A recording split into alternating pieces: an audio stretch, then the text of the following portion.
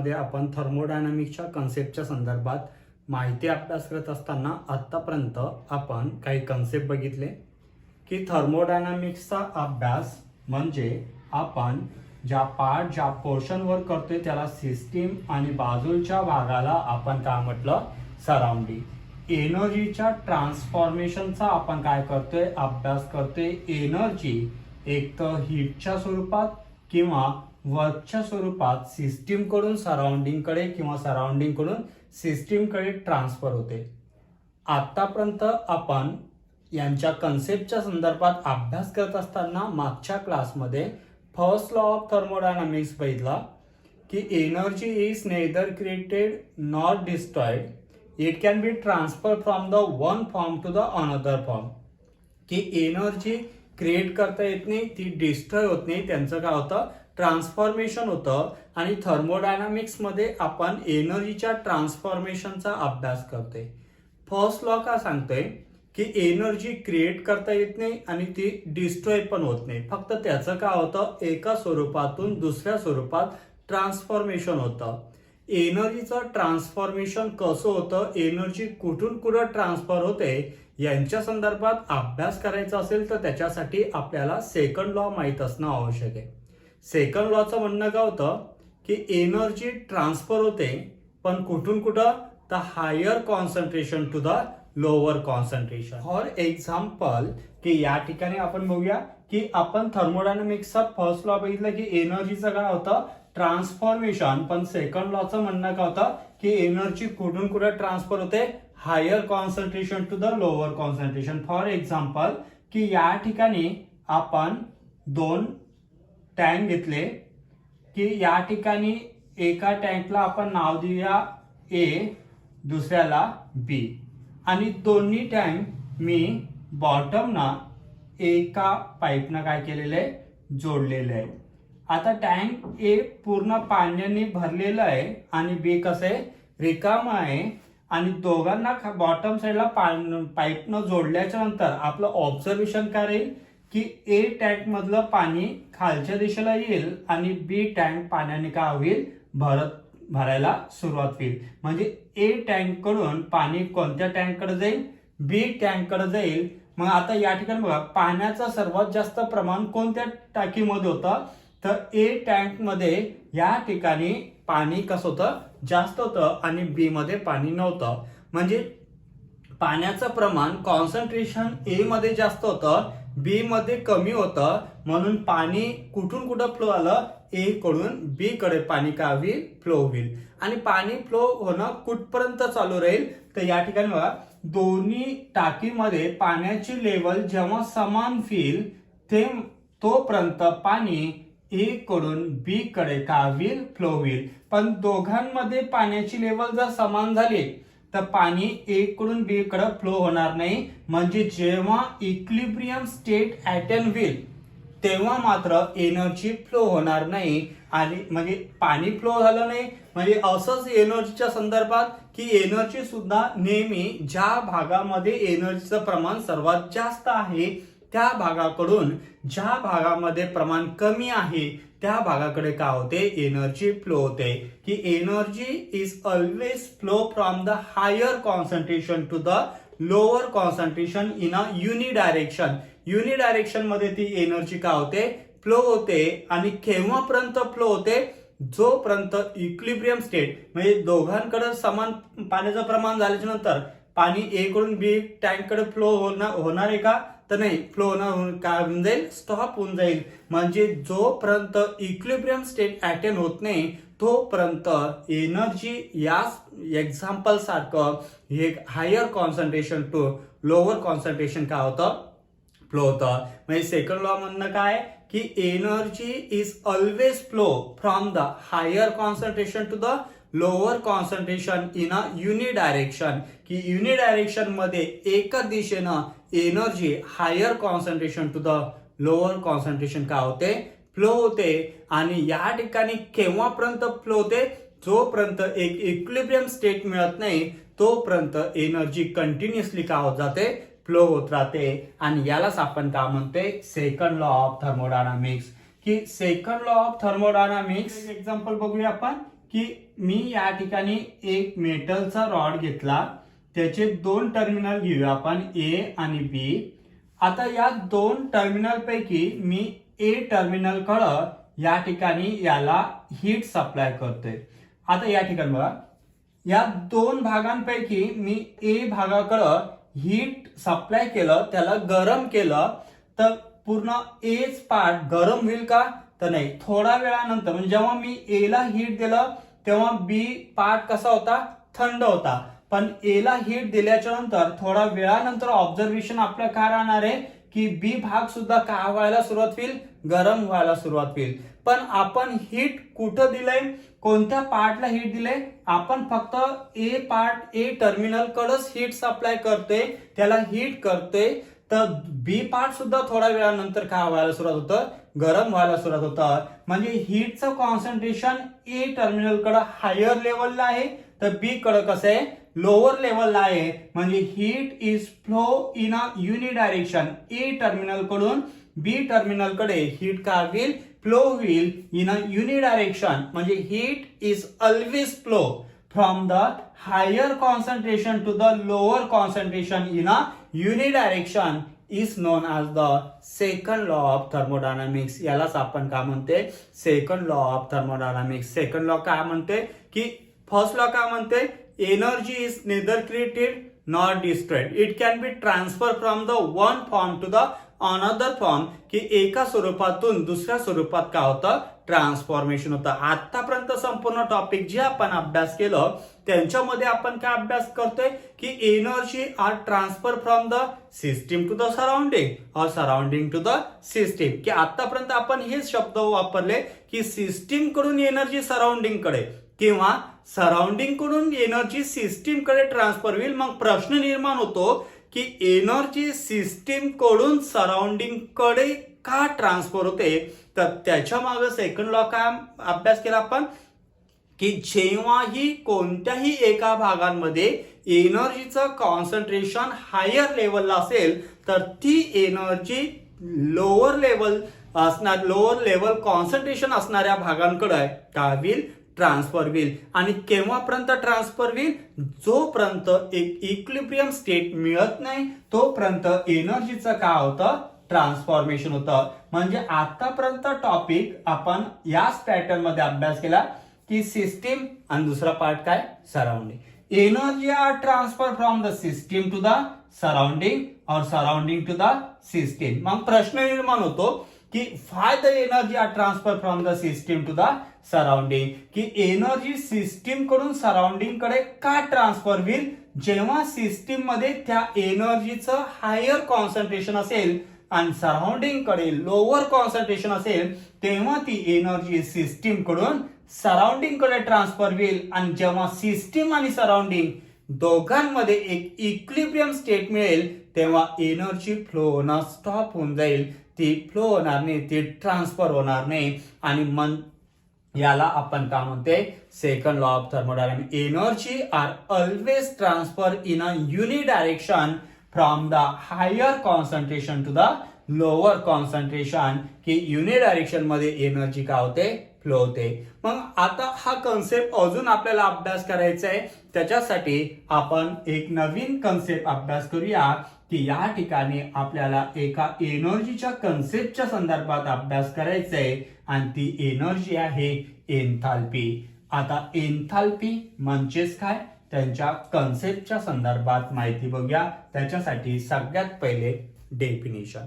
What is the enthalpy? Enthalpy of a system is defined as it is the sum of the internal energy and pressure volume work energy. की pressure volume work एवढी energy आणि त्या system मध्ये present असणाऱ्या internal एनर्जीचं आपण सम केलं तर त्याच्यानंतर एक कॉमन एनर्जी जी आपल्याला मिळेल त्या एनर्जीला आपण काय म्हणणार आहोत? एन्थाल्पी. आणि त्याला रिप्रेझेंट केलं जातं कॅपिटल एच या अक्षराद्वारे. की व्हॉट इज द एन्थाल्पी? की थर्मोडायनामिक्स ज्या पोर्शन वर अभ्यास करते सिस्टीम, त्याच्या बाजूचा भाग सराउंडिंग एनर्जीचं आतापर्यंत आपण अभ्यास केलं. एनर्जीचं काय होतं, ट्रान्सफॉर्मेशन. एनर्जी कशाच्या स्वरूपात ट्रान्सफर होते, हीट अँड वर्कच्या स्वरूपात काय होतं, एनर्जीचं ट्रान्सफॉर्मेशन होतं.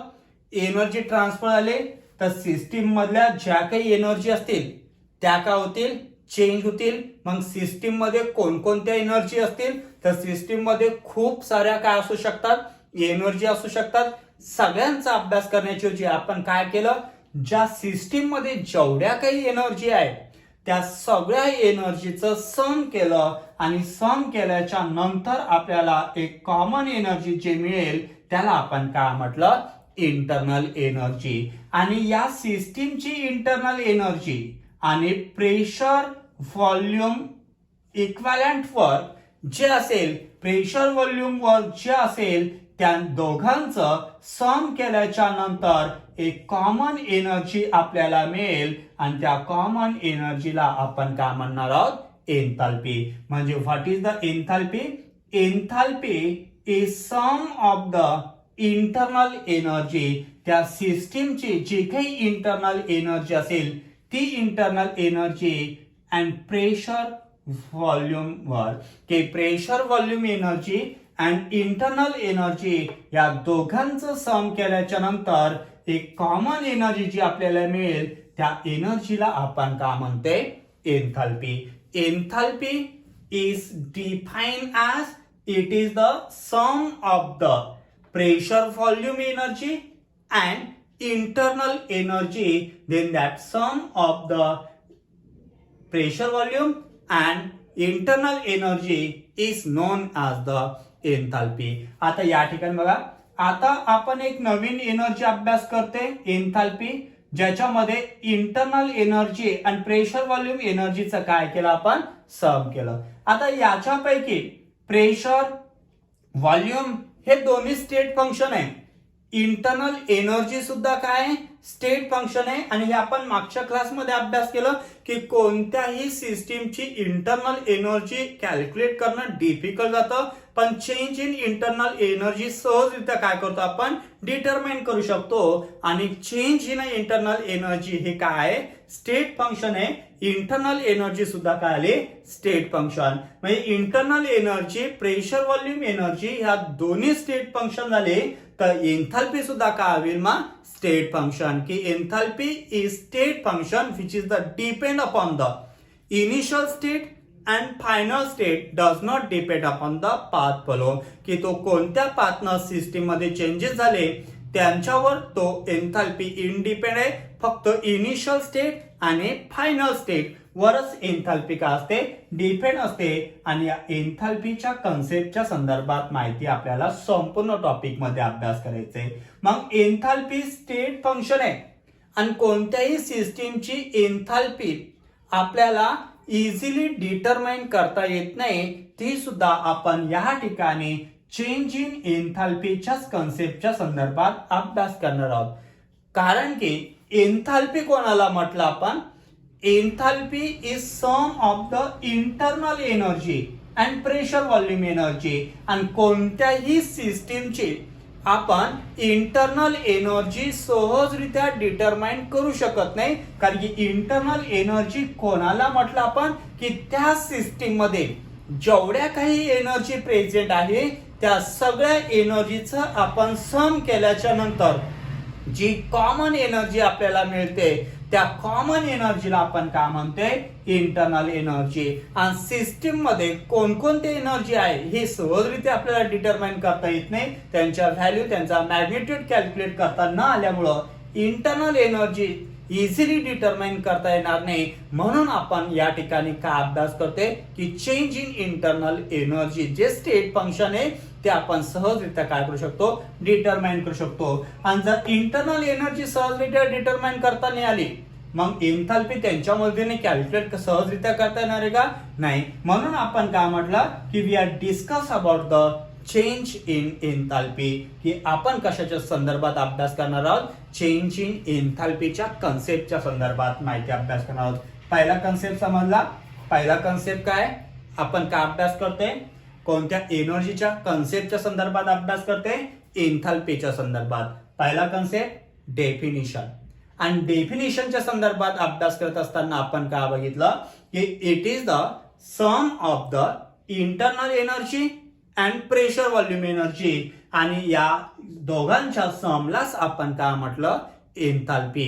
आणि enthalpy is the state function. कोणतं फंक्शन आहे? State function depend upon the initial state and final state. आणि यांच्या कन्सेप्टच्या संदर्भात अभ्यास केल्याच्या नंतर आता आपण मॅथेमॅटिकल एक्सप्रेशन ऑफ द एन्थाल्पीच्या कन्सेप्टच्या संदर्भात माहिती बघूया. एन्थाल्पीच्या मॅथेमॅटिकल एक्सप्रेशनच्या संदर्भात माहिती बघूया. Let us consider a initial state in which we are consider as a H1 is the initial state enthalpy. की आपण एक सिस्टीम कन्सिडर करूया की ज्या सिस्टीमच्या इनिशियल स्टेटची एन्थाल्पी मी कोणत्या अक्षराने दाखवले? H1. आणि जेव्हा त्या ठिकाणी एनर्जीचं ट्रान्सफॉर्मेशन होईल तेव्हा त्या सिस्टीमचा स्टेट सुद्धा काय होईल? चेंज होईल. आणि जेव्हा ती सिस्टीम फायनल स्टेट मध्ये पोहोचेल तेव्हा त्याचं एन्थाल्पी ही सुद्धा कॉन्स्टंट राहणार नाही, ती काय होईल? चेंज होईल. H1 is converted into the final state enthalpy H2. आता या ठिकाणी बघा, आताच आपण अभ्यास केलं की change in a enthalpy is the state function which is the depend upon the initial state and final state. मग चेंज इन एन्थाल्पी कसं डिटरमाइन करणार?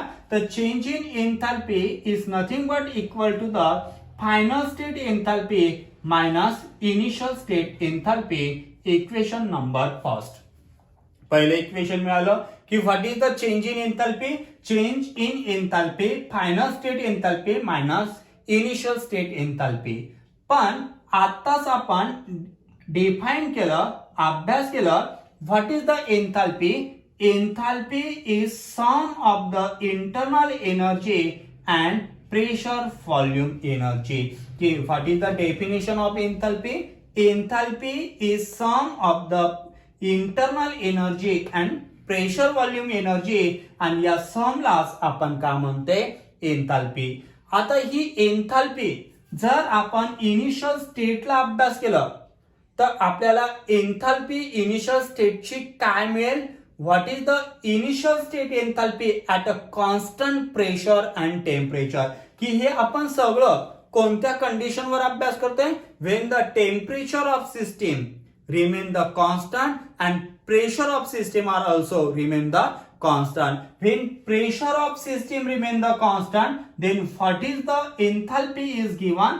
The initial state H1 is equal to the initial state internal energy consider as the U1 plus pressure of system remain the constant and initial state volume is given as the V1. Equation number second. की second equation मिळालं. आता जर हीच enthalpy जर final state मध्ये घेतलं आपण, म्हणजे इनिशियल स्टेटला काय कन्सिडर केलं होतं? H1. आणि फायनल स्टेटला काय घेतलंय? H2. मग आता इनिशियल स्टेटची एन्थाल्पी आपल्याला H1 मिळाली तर फायनल स्टेटची एन्थाल्पी काय मिळणार आपल्याला? तर H2 is equal to the final state internal energy U2 plus pressure of system remain the constant and final state volume is the V2. Equation number 3. आता या ठिकाणी बघा की आपण चेंज इन एन्थाल्पीच्या कन्सेप्टच्या संदर्भात अभ्यास करते. What is the change in enthalpy? The final state enthalpy minus initial state enthalpy. But what is the enthalpy? Enthalpy is sum of the internal energy and pressure volume energy. आता या ठिकाणी बघा की initial state enthalpy जर आपण घेतलं तर initial state enthalpy आपण H1 न रिप्रेझेंट केलं आणि फायनल स्टेटची एन्थाल्पी आपण कोणत्या अक्षराने दाखवले? H2. मग इनिशियल स्टेट एन्थाल्पी H1 कसं डिटरमाइन करणार? The initial state enthalpy is nothing but equal to the initial state internal energy plus pressure of system remain the constant and initial state volume V1. The final state ची enthalpy कसं determine करणार? The final state enthalpy is given as the H2 is equal to the final state internal energy U2 plus pressure of system remain the constant and final state volume is the V2. आता equation first, second आणि third यांचं comparatively study करा. Now what is the change in enthalpy? Change in enthalpy is equal to the H2. But what is the value of H2? Equation number 3. Minus H1 and what is the value of H1? Equation number 2. म्हणजे H2 ची value equation 3 ठेवा आणि H1 ची value equation 2 ठेवल्याच्या नंतर आपल्याला equation काय मिळेल? The change in enthalpy is equal to the H2. But what is the value of H2? Final state internal energy plus pressure final state volume V2 minus what is the H1 value? H1 is given as the initial state internal energy plus pressure into initial state volume V1 equation number 4. मी फक्त दुसरं आणि तिसरं equation पहिल्या equation मध्ये ठेवल्यावर चौथं equation मिळालं. आता चौथ्या इक्वेशनचं सिम्प्लिफिकेशन करा. ब्रॅकेटला मायनस साइन ना मल्टिप्लाय केल्यामुळं ही साइन काय होईल? मायनस होईल आणि ही साइन मायनस होईल आणि इथं सुद्धा काय होईल? मायनस. आता या ठिकाणी रिअरेंजमेंट बघा. U2 मायनस U1 मी सेपरेट करतोय. ओके, नंतर या ठिकाणी प्लस PV2 आणि याला मायनस न मल्टिप्लाय केल्यामुळे हे काय झालं? मायनस साइन झालं. म्हणजे PV2 मायनस PV1 आणि असं इक्वेशन रिअरेंजमेंट केल्यावर इक्वेशन काय तयार होईल? The change in enthalpy is equal to the आता या ठिकाणी U2 minus U1 final state internal energy minus initial state internal energy plus आता या ठिकाणी बघा PV2 प्लस घेतलं PV2 मायनस PV1 म्हणजे या ठिकाणी final state volume minus initial state volume. कारण की प्रेशर कसं आहे? कॉन्स्टंट आहे. प्रेशरची व्हॅल्यू सारखी आहे. त्याला ब्रॅकेटच्या बाहेर घेतलं तर आपल्याला या ठिकाणी इक्वेशन काय सांगता येईल? The change in enthalpy is equal to the final state internal energy minus initial state internal energy plus pressure common आहे त्याला ब्रॅकेटच्या बाहेर घेतलं तर आता ब्रॅकेट मध्ये काय राहील? Final state volume minus initial state volume. आता या ठिकाणी बघा final state internal energy minus initial state internal energy यालाच तर आपण काय म्हणतोय? Change in internal energy. Final state volume minus initial state volume याला आपण काय म्हणतोय? The change in volume. म्हणजे या ठिकाणी या इक्वेशन मध्ये आपण सिम्प्लिफिकेशन केलं तर आपल्याला इक्वेशन काय मिळेल? The change in enthalpy is equal to the change in internal energy plus pressure into change in volume. आणि या इक्वेशन नंबर 5 जे आपल्याला मिळालं या पाचव्याच इक्वेशनला आपण म्हणतो a mathematical expression for the change in enthalpy at a constant pressure. What is the value of change in enthalpy? What is the mathematical expression of a change in enthalpy at a constant pressure? Change in enthalpy is equal to the change in internal energy plus pressure into change in a volume. की या ठिकाणी change in enthalpy is equal to the change in internal energy.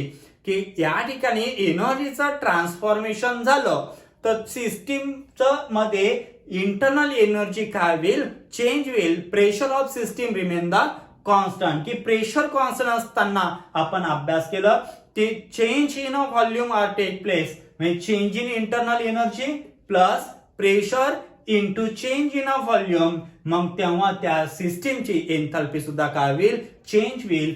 Change in enthalpy is the obtain. आणि हाच equation आपण याच्यापूर्वी first law of थर्मोडायनामिक्सच्या ऍप्लिकेशनच्या संदर्भात आयसोबेरिक प्रोसेस अभ्यास करत होतोय की when pressure of system remain the constant then what is the equation is obtain? The heat supply to the system at a constant pressure is equal to the change in internal energy plus pressure into change in volume, equation number 6. की हे equation 6वं equation कधी अभ्यास केला आपण, की when pressure of system remain the constant, then what is the first law of thermodynamics, की first law of थर्मोडायनामिक्सच्या ऍप्लिकेशनच्या कॉन्सेप्टच्या संदर्भात अभ्यास करत असताना आपण अभ्यास केलं की when isobaric process are take place, then heat supplied to the system at a constant pressure, then its internal energy are changes and volume are the changes, pressure of system remain the constant. आता 6वं आणि 5वं equation अभ्यास केल्यावर आपण त्या ठिकाणी सुद्धा अभ्यास केला की या दोन इक्वेशन वरून आपल्याला काय सांगता येतं, the change in enthalpy is nothing but equal to the heat supplied to the system at a constant pressure. आणि 7वं इक्वेशन जे मिळालं याला सुद्धा आपण काय म्हणते, mathematical expression for the change in enthalpy. की what is the mathematical expression for the change in enthalpy, the change in enthalpy is equal to the change in internal energy plus pressure into change in volume. आणि दुसरं एक concept काय सांगता येईल, the change in enthalpy is equal to the heat, आणि heat is given in a positive sign, means it will be transfer from the surrounding to the system. कुठून कुठे transfer होत आहे, सराउंडिंग कडून सिस्टीम कडे हीटचं काय होतं, ट्रान्सफॉर्मेशन होतं, तेव्हा त्या सिस्टीमची एन्थॅल्पी काय होते, चेंज होते. जर मायनस साइन मल्टिप्लाय केलं तर minus delta H is equal to the minus Q, म्हणजे heat transfer from the system to the surrounding, then its enthalpy are the changes, but given in a negative sense, when change in enthalpy are decreases, means that one exothermic process are take place. की जेव्हा heat system कडून surrounding कडे transfer झाली, म्हणजे त्या system मधले जे काही प्रोसेस घडायला लागली त्याच्यातून हीटचं काय व्हायला लागलं, इव्हॉल्युशन व्हायला लागलं, म्हणजे एक एक्झोथर्मिक प्रोसेस काय होईल, टेक प्लेस होईल. आणि यालाच आपण काय म्हणते, mathematical expression for the change in एन्थॅल्पी. आपण दोन कन्सेप्ट अभ्यास केले, एक डेफिनिशन आणि दुसरा काय अभ्यास केला, मॅथमॅटिकल एक्सप्रेशनच्या कन्सेप्टच्या संदर्भात माहिती बघितलं की what is the mathematical expression for the enthalpy. Okay, enthalpy म्हणजेच काय, enthalpy is defined as it is the sum of the internal energy and pressure volume energy. की सिस्टीम मधली जी काही internal energy and pressure volume work energy जी आहे यांचं सम केल्याच्या नंतर एक कॉमन एनर्जी जी आपल्याला मिळेल त्याला आपण काय म्हटलं, एन्थॅल्पी. आणि त्याचं मॅथमॅटिकल एक्सप्रेशन कसं बघितलं की we are discuss about the mathematical expression. अभ्यास करण्यासाठी H1 इनिशियल स्टेटचा एन्थॅल्पी कन्सिडर केला आणि H2 फायनल स्टेटचा एन्थॅल्पी कन्सिडर केला. एन्थॅल्पी स्टेट फंक्शन आहे, म्हणजे depend upon the initial state and final state. So what is the change in enthalpy? Change in enthalpy is equal to the final state enthalpy minus initial state enthalpy, H2 minus H1. Okay, equation first का आलं, but what is the enthalpy? Internal energy plus pressure. Pressure of system remain the constant into volume. Okay, मग initial state ला काय equation होईल? H1 is equal to the U1 plus pressure of system remain the constant V1. Equation second. Final state साठी तेच equation. एन्थॅल्पी जर अभ्यास केला तर काय कन्सिडर करावं लागेल आपल्याला, the final state enthalpy H2 is equal to the U2 plus V2. आणि या ठिकाणी इक्वेशन 3. दुसरं आणि तिसरं पहिलं इक्वेशन चेंज इन एन्थॅल्पी मध्ये ठेवल्याच्या नंतर आपण इक्वेशन चौथं मिळालं. तर H2, what is the value of H2? U2 plus PV2 minus H1 ची व्हॅल्यू U1 प्लस PV1. ब्रॅकेटला मायनस साइन मल्टिप्लाय केलं आणि त्यांचं रिअरेंजमेंट केल्याच्या नंतर इक्वेशन काय मिळतं, change in enthalpy is equal to the U2 minus U1 plus PV2 minus PV1. पण या इक्वेशन मध्ये pressure of system remain the constant, P कसा आहे कॉमन आहे कॉन्स्टंट आहे, त्याला ब्रॅकेटच्या बाहेर घेतलं तर परत इक्वेशनचं रिअरेंजमेंट केलं, change in enthalpy is equal to the U2 minus U1 plus pressure आणि ब्रॅकेट मध्ये काय राहिलं V2 minus V1, final state internal energy minus initial state internal energy म्हणजेच काय change in internal energy, final state volume minus initial state volume आणि यालाच काय म्हणतो आपण चेंज इन व्हॉल्यूम. आणि या इक्वेशनला आपण सिम्प्लिफाय केल्यावर पाचवं इक्वेशन मिळालं की ज्याला general mathematical expression for the change in enthalpy असं आपण म्हणतोय. आणि इक्वेशन काय मिळालं, change in enthalpy is equal to the change in internal energy plus pressure into change in volume. आणि याला general mathematical expression for the change in enthalpy at a constant pressure म्हणायचं की change in enthalpy become equal to the change in internal energy plus pressure into change in a volume. And when pressure of system remain the constant, then the process is known as the isobaric process. की आता आपण हे सगळं expression कोणत्या कंडिशनवर अभ्यास केलं, when the pressure of system remain the constant and when pressure of system remain the constant then the process is known as the isobaric process. And what is the first law of thermodynamics for the isobaric process, heat supplied to the system at a constant pressure become equal to the change in internal energy plus pressure into change in a volume. म्हणजे या दोन equation वरून काय सांगू शकतो आपण की when heat supplied to the system at a constant pressure is nothing but equal to the change in enthalpy.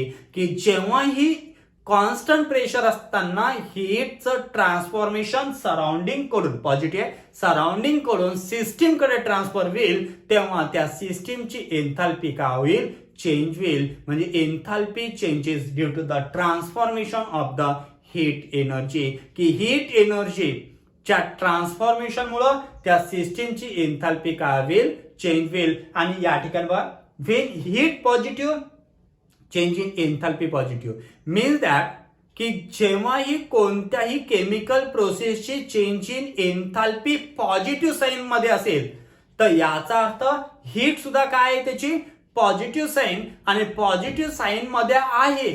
मग हीट पॉझिटिव्ह साइन मध्ये आहे म्हणजे हीट कुठून कुठे ट्रान्सफर होईल तर heat are transfer from the surrounding to the system. की surrounding कडून हीट कोणत्या भागाकडे ट्रान्सफर होईल सराउंडिंग कडून सिस्टीम कडे. म्हणजे सिस्टीम मध्ये chemical reactant is converted into the product आणि त्याची चेंज इन एन्थाल्पी कोणत्या साइन मध्ये पॉझिटिव्ह साइन मध्ये. म्हणजे या ठिकाणी पॉझिटिव्ह साइन मध्ये आहे म्हणजे heat are transfer from the surrounding to the system आणि त्या केमिकल रिएक्शननं ती हीट एनर्जी काय केली ऍब्झॉर्ब केली. हीट एनर्जी ऍब्झॉर्ब केली याचा अर्थ ती केमिकल प्रोसेस कोणती आहे एंडोथर्मिक केमिकल रिएक्शन. कोणती असणार मग ती एंडोथर्मिक केमिकल रिएक्शन कारण की heat energy are transfer from the surrounding to the system. पण जेव्हा कोणत्याही केमिकल प्रोसेसची चेंज इन एन्थाल्पी जर नेगेटिव्ह साइन मध्ये असेल तर आता इथं सातवे इक्वेशन काय म्हटलं तुम्ही change in enthalpy is equal to the heat at constant pressure. When change in enthalpy is given negative sign, then the heat are also given in a negative sign.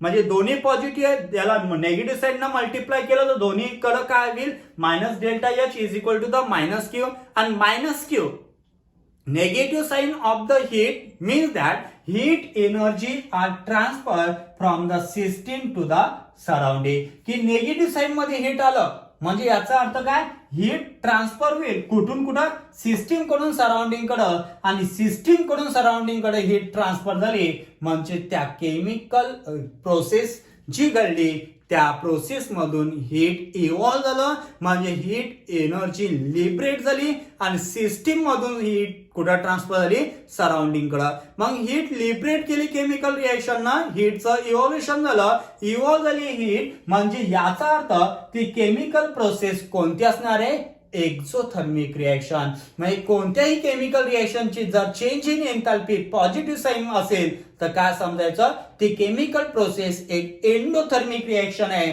आणि जर त्या change in enthalpy negative sign मध्ये असेल तर याचा अर्थ काय समजायचा, the chemical process are given negative sign असेल exothermic reaction, positive endothermic reaction. आणि यांच्या मॅथमॅटिकल एक्सप्रेशनच्या आणि डेफिनेशनच्या कन्सेप्टच्या संदर्भात अभ्यास केल्याच्या नंतर आता चेंज इन एन्थाल्पी आणि इंटरनल एनर्जी या दोघांचं आपल्याला रिलेशन बघायचं.